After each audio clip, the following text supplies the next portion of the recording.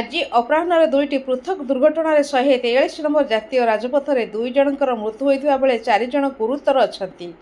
चांदीपोस्ट थाना अंतर्गत 143 नंबर जातीय राजपथ बिरतोला पथप्रांत विश्राम गृह सम्मुख एक टाइल बोझे पिकअप भ्यान ओलटी पड़ू ताला उपरे बसिथिबा 2 जन मृत्युवरण करिसेंती।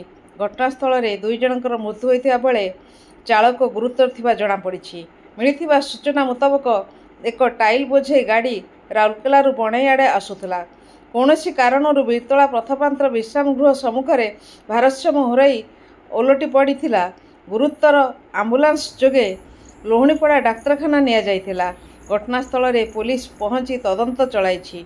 अन्य एक घटना बणई थानार इंद्रपुर निकट 143 नंबर जातीय राजपथरे अजणा गाड़ी धक्कार जड़े बाइक आरोही गुरुतर आहत होइछन्ति। आहत को राउरकेला स्थानांतर करा जाइछि।